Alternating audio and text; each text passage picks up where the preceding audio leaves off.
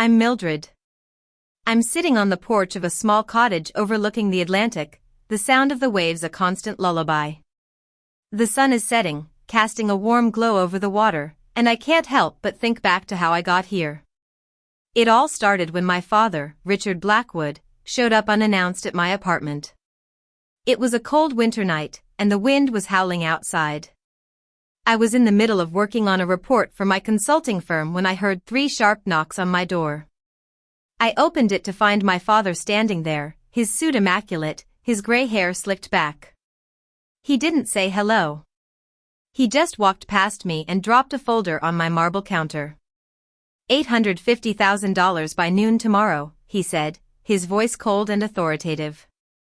I stared at him, stunned. Excuse me? He didn't repeat himself. He just opened the folder and showed me the papers inside.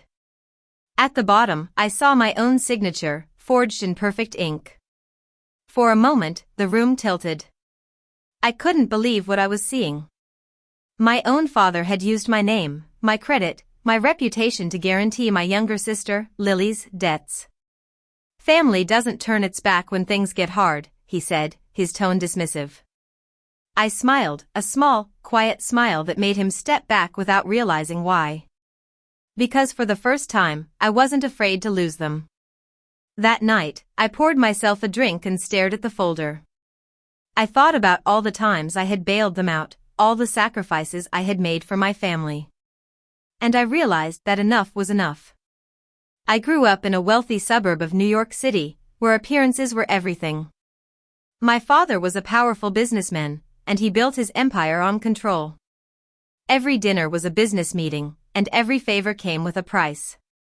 My mother tried to balance him out, but after she passed away, the house became a cold and silent place.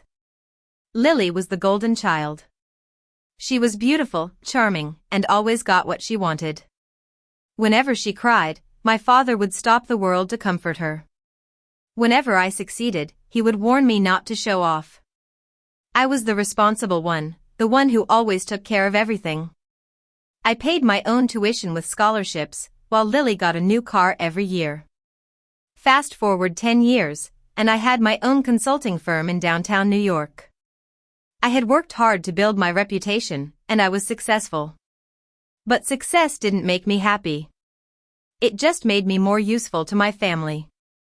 My father would brag about me to anyone who would listen, but when we spoke, it was always about what I could do for him. I told myself it was okay. It was family, and family always comes first, right? But then came that night, the night that changed everything. The next morning, my phone started ringing before sunrise. It was Lily, then my father, then both of them. I didn't answer. I just watched the names flash on the screen and listened to the voicemails. Lily's voice was trembling, begging me not to be mad. She said her husband, Ethan, had made a bad investment, and they would pay me back. The same words she had said a million times before. When I finally called her back, I told her what my father had done. She went silent for a moment, then she whispered, "He did it for us. You know how he gets." That sentence stuck with me. It was as if manipulation was a personality trait, not a choice. By afternoon, my father showed up at my office. He marched in, his coat unbuttoned, his tie loosened, as if he owned the place. The receptionist looked terrified. $850,000 by noon, he said, his voice booming. Those people aren't patient. I looked around at my staff, who were pretending not to listen. My face burned with humiliation. "You don't get to threaten me here," I said, my voice steady. He smirked. "You've got the money, Mildred. Don't make me remind you who raised you." That was the moment something shifted. The humiliation, the control, the lifelong conditioning, all of it condensed into one sharp, steady breath. I wasn't angry yet. Anger comes later. I was awake. After he left, I sat alone in my office, the lights dim, the city outside wrapped in fog. I thought about every time I had saved them, every check I had written, every thank you that really meant "you owe us more." And suddenly, the guilt I had carried for years cracked open. Beneath it was something colder, clarity. That night, I drove to my mother's old house, the one my father had kept locked but never sold. The key still worked. The house was filled with dust, and the air smelled like cinnamon and old memories. I walked through the rooms, my flashlight beam cutting through the darkness.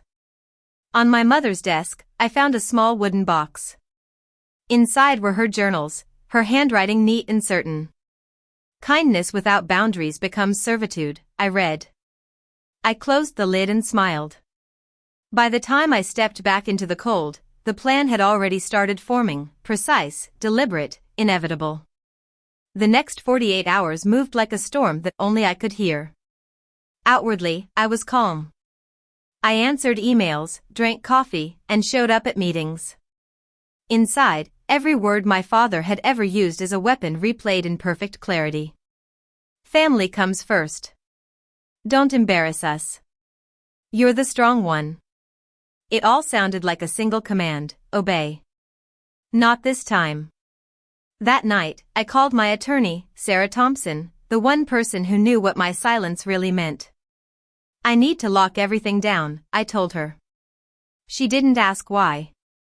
She just said, "Quiet or public?" "Quiet," I replied. "For now." Within an hour, the firewall went up. Every trust account and property my father had linked to my name was frozen.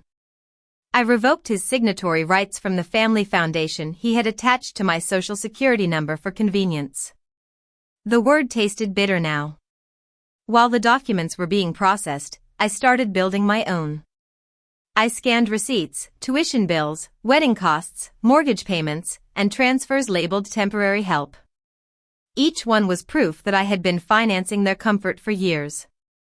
I didn't realize until then how thick the pile would be. Sarah called again near midnight. "You're sure about this? Once it's done, there's no going back." "I'm already gone," I said. The next morning, I packed a plain cardboard box. Inside were copies of every wire transfer, property deed, and loan note. On top was a printed message. "You taught me control, Dad, but control without honesty is manipulation. This isn't revenge. It's accountability." When I sealed the box, the sound of the tape cutting through the air felt like punctuation at the end of a long sentence. At dawn, I left it on the foyer table, right beneath the portrait of my father shaking hands with the mayor. The same smile he used when cornering people. I stood there for a full minute, staring at the photo, remembering how proud he had looked when Lily married Ethan, how he had called her his delicate one, and me, his insurance. By the time the sunlight touched the skyline, my bags were packed. I had my passport, my laptop, and one photo of my mother and me at the lake. I booked a one-way flight east. No goodbyes, no explanations. When I closed the apartment door behind me, the silence felt different. It was alive, charged, like freedom waiting for confirmation. 12 hours later, my father and Lily would stand on that same doorstep, demanding money, and all they would find would be that box, my final gift wrapped in truth. At exactly noon, my building's doorbell camera caught the first shadow. My father didn't knock. He announced himself the way men who never hear no do. His reflection flashed in the brass door handle. His jaw was tight, his coat immaculate. The same arrogance he had worn my entire life. Behind him, Lily shifted her weight from one heel to the other. Her eyes were red, her face powdered to hide the wreck. "Open up, Mildred," his voice cracked through the intercom. "We had an agreement." He pounded the door again. The camera picked up every echo, every vibration against the silence I had left behind. Then he saw it, the plain brown box sitting neatly on the marble floor inside, visible through the glass panel. My handwriting, clean and even, stretched across the top, Richard Blackwood. Lily leaned forward. "What's that?" He frowned. "Probably a note." "She's being dramatic." He tried the handle, of course it was locked. Then, like control itself demanded submission, he pulled a small metal tool from his pocket. My father had always believed every door would open for him eventually. When he stepped inside, the camera blinked red. He set the folder he had brought, his copy of the debt, on the counter beside the box. Then he tore the tape open. Papers spilled out like a confession. Wire transfers, signed checks, copies of every payment I had ever made on their behalf. The deeds to Lily's house and Ethan's failed business, all under my LLC. A printed email trail between him and a broker approving a forged signature, mine. What the hell is this? He muttered, flipping pages faster.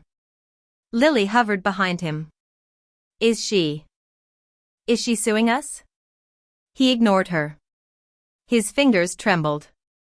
The man who had built empires on intimidation was finally holding proof of his own collapse.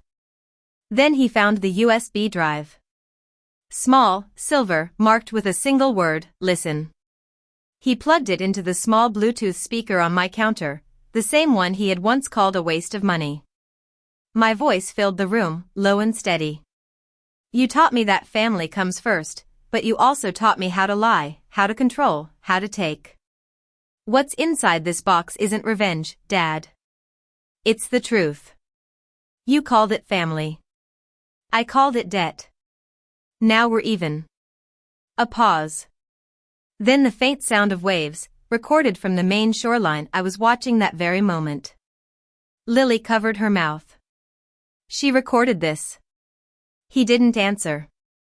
His eyes were fixed on the last photo sitting on top of the documents, the three of us at my college graduation. His arm was around Lily, his hand resting on her shoulder. I stood on the edge of the frame, cropped by someone who thought symmetry mattered more than daughters. He reached for the note beneath it, my handwriting again. If you ever loved me for who I am, not for what I can fix, you'll stop knocking on my door and start looking in a mirror. His mouth opened, but no sound came out. He sank into one of my bar stools, the leather creaking beneath the weight of everything he had built. Lily whispered, Dad, what do we do? He whispered back, we lost her. For once, there was no command, no instruction, just defeat. Across the country, I sat on the porch of my cottage, watching the tide climb the rocks. My laptop buzzed with notifications from Sarah. Each message was surgical, clean, trust secured, power of attorney revoked, Blackwood Holdings audit approved. By evening, the ripple hit the surface. Blackwood Holdings board called an emergency meeting. The bank demanded verification on a series of unauthorized accounts. By nightfall, every dollar my father had hidden beneath my name was frozen. The next morning, my phone, a new one with a new number, buzzed with messages from Sarah. Richard Blackwood resigned. The board replaced him with an interim CEO. Lily called, crying. She said Ethan had disappeared. Do you want me to respond? I typed back. No, I replied. Let her learn the silence she never gave me. Days blurred into calm. I went walking every morning, breathing air that didn't smell like concrete and control. In the afternoons, I read by the window, the ocean light spilling across the pages. Sometimes, between paragraphs, I would imagine the look on my father's face when the last mask cracked. Then, one night, my laptop chimed with a new video file sent from my doorbell camera. Mrs. Jenkins, my elderly neighbor, had forwarded it with a note. Thought you'd want to see this, honey. I opened it. Lily was standing on my porch, under the same porch light. Her mascara was streaked, her designer coat slipping off one shoulder. She was holding the brown box in both hands, shaking. Mildred. She screamed. We're family. You can't just vanish. Her voice cracked on the last word. She dropped to her knees, crying not for me, but for the life that had finally stopped cushioning her. I watched until the video ended, until the still frame froze on her face, mid-cry. Then I closed the laptop. That was the hardest part, learning that walking away doesn't mean you stop caring. It just means you stop saving. A week later, my father called. It was an unknown number, but his silence on the line was unmistakable. "Mildred," he said finally, his voice stripped of its usual steel. "We need to talk." I didn't respond at first. The wind outside howled like the city had followed me east. "Why?" I asked. "Because I finally understand what you did," he said, inhaling shakily. "You embarrassed me, but you were right. Lily's furious, Ethan's gone, and the company's a disaster, but for the first time, I'm seeing things clearly. You were never the problem. I was." I pressed my fingers to my temple, closing my eyes. "Dad. I saw your mother in you that night," he continued. "That calm, she had it, too. She'd have been proud you did something I never could, walk away." For the first time in my life, I heard regret without performance. Not guilt used as leverage, real, raw regret. "What happens now?" I asked.